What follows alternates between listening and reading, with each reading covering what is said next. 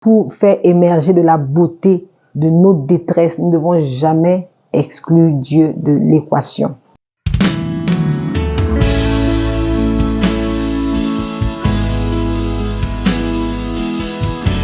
S'il y a quelque chose sur laquelle on peut compter avec Dieu, c'est qu'on ne peut jamais prédire quand il changera le cours de notre vie et nous guidera sur un chemin de bénédiction que l'on n'aurait pu imaginer. La Bible regorge d'exemples de changements incroyables que Dieu a opérés dans les vies des gens des siècles passés et de ce qu'il continue à faire dans nos vies aujourd'hui. Le prophète Ésaïe proclame dans Ésaïe 43, verset 19, que Dieu ferait une chose nouvelle dans nos vies, quelque chose que nous ne pourrions pas accomplir par nous-mêmes. Cette chose serait impossible pour l'homme, mais possible pour Dieu. Que pourrait bien être cette chose nouvelle dans nos vies individuellement et collectivement en tant que ses enfants? Le livre d'Ésaïe nous rappelle que l'on peut croire que tout ce que Dieu fait est pour notre croissance, puisque nous croyons en sa parole, sa volonté.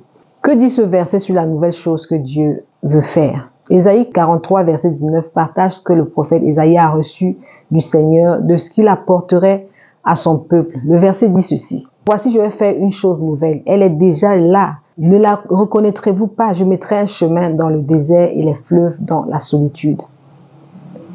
Comme le verset précise, Dieu prévoyait de faire quelque chose de nouveau pour le peuple d'Israël, quelque chose qui ne serait pas attendu. Il donne des exemples tels qu'un chemin dans le désert et des fleuves dans la solitude, des scénarios qui sembleraient impossibles aux gens de cette époque-là.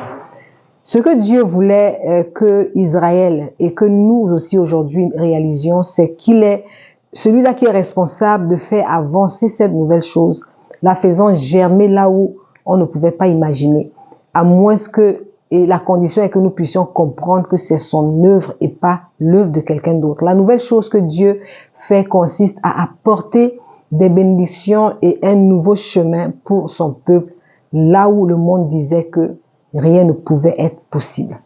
Cet encouragement pour l'avenir peut être ressenti à travers chaque mot d'Ésaïe 41, car Dieu cherchait à rappeler à Israël qu'il était le rédempteur d'Israël et était avec eux à travers tous les obstacles et tous les chagrins qu'ils pouvaient avoir. Il n'était pas un secret que le peuple d'Israël avait une relation difficile avec Dieu au fil des ans, surtout en raison de leur désobéissance fréquente à la parole de Dieu, suivie des pleurs sincères demandant son aide quand leur chemin ou bien quand les choses semblaient vraiment ne se déroulaient pas comme il les avait prévues. Le prophète Ésaïe partage que dans les propres paroles de Dieu, il nous rappelle qu'il ne nous a pas oubliés et qu'il est souverain sur tout. Il nous fait comprendre qu'il n'y a pas de Dieu devant notre Dieu, probablement pour souligner les Égyptiens en particulier qui adoraient plusieurs dieux et faisaient des choses inimaginables dans leur adoration. Cependant, contrairement au peuple d'Israël, les Égyptiens ont connu des peines et des désastres en plaçant leur confiance en des dieux qui ne pouvaient pas les aider au lieu du Dieu qui pouvait les aider. Dieu nous rappelle à travers les paroles d'Ésaïe que nous sommes témoins de la rédemption d'Israël face à tous ses ennemis, offrant un chemin à suivre quand on pensait qu'il n'y avait pas de chemin, pas d'issue. L'exemple particulier de Dieu disant qu'il ferait un chemin dans le désert et des fleuves dans la solitude se connecte également à Ésaïe 43, 16 et 17. Ce passage parle de faire un chemin dans la mer et un sentier à travers les eaux puissantes, abattant l'armée, la puissance, le char et le cheval. Ces exemples visent à rappeler à Israël quand Dieu les a fait sortir de l'esclavage de l'Égypte sous la direction de Moïse. Il a ouvert la mer Rouge pour eux et les a fait traverser les eaux puissantes, laissant ensuite les eaux retomber sur l'armée de Pharaon, char comme cheval. Il a également évoqué le fait de faire un chemin dans le désert pour leur rappeler que pendant les 40 années passées dans le désert, c'était Dieu qui les avait fait sortir quand ils ont cessé d'essayer de faire les choses à leur propre manière. Il les avait avertis avant ce verset de ne pas se souvenir des choses anciennes. Ésaïe 43, verset 18, ce qui rappelait à Israël quand ils se plaignaient en chemin et voulaient que Moïse les ramène en Égypte, même s'ils étaient maltraités là-bas.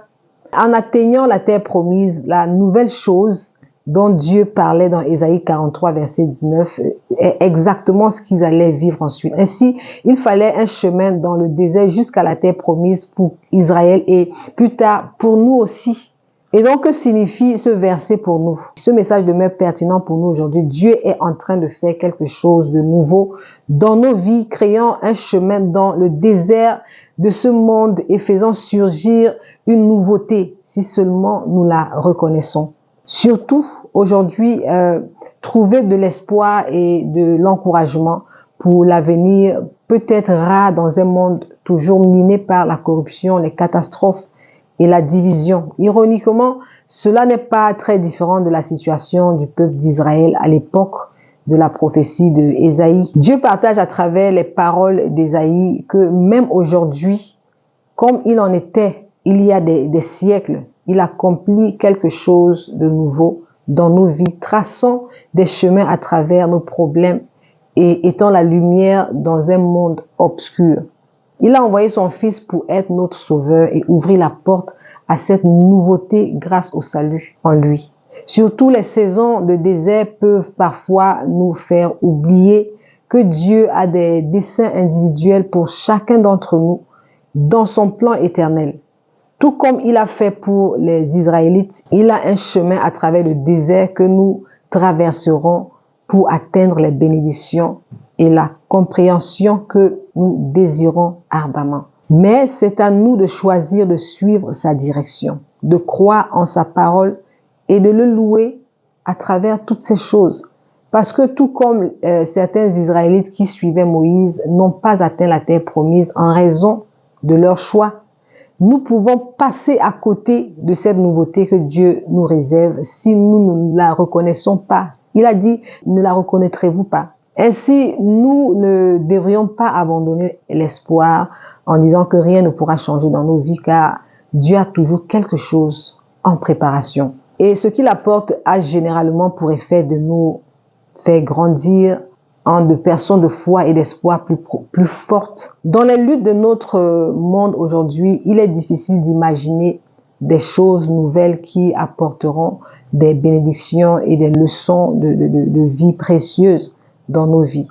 Notre monde semble s'installer dans le pessimisme avec la croyance que nous devrions nous faire confiance à nous-mêmes plutôt qu'à un Dieu que nous ne pouvons même pas voir ni toucher. Cependant, Ésaïe 43, 19 nous démontre que pour faire émerger de la beauté de nos détresses, nous ne devons jamais exclure Dieu de l'équation.